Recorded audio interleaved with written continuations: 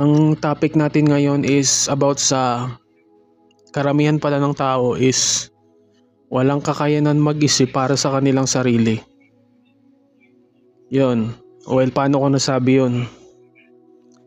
Meron kasing pag-aaral na sinagawa sa Boston University kung saan napatunayan nila na karamihan ng tao ay hindi naman free thinker.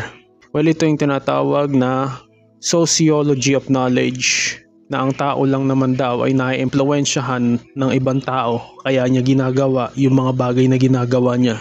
Dahil nakita mo yung taong yun na ginagawa niya yun at sa tingin mo, halimbawa astig siya, yun na rin ang gagawin mo.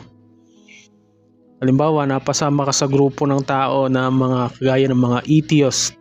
Akala kasi ng mga atheist dahil hindi sila naniniwala kay God is meron silang kakayanan mag-isip para sa kanilang sarili. Well, hindi. Nahawaan ka lang nung taong yun. Kaya ang pinaka-advice ko sa inyo is para kayo ay maging free thinker is magbasa kayo ng Bible sa sarili nyo at huwag kayong makinig sa kung kani-kanino lang. Basahin mo sa sarili mo at magsagawa ka ng sarili mong research. Nagsagawa muna ako ng sarili kong research.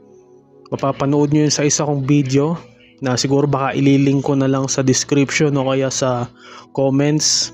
For example, sa isang religion na hindi naniniwalang si Jesus ay God.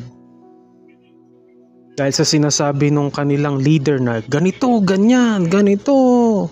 Kahit pinupuri nila sa Jesus Christ, pakinggan yung maigi ang tinuturo nila.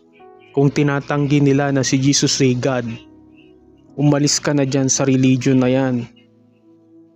Well, kung ikaw yung tao na mahina ang pananampalataya at kailangan pang sumama kung kani-kanino para lang lumakas, kung hindi mo kayang magbasa ng Bible para sa sarili mo, ang mapapayo ko lang is sumama ka sa born again Christian. Meron at meron dyan tao na totoong nananampalataya kay Lord. Doon ka sumama kung gusto mong mapalapit kay God. Yun lang naman. So yun yung topic natin about sa sociology of knowledge na patunay na ang tao ay naiimpluwensyahan ng kapwa niya tao at akala niya, naiisip niya na ito ang tama.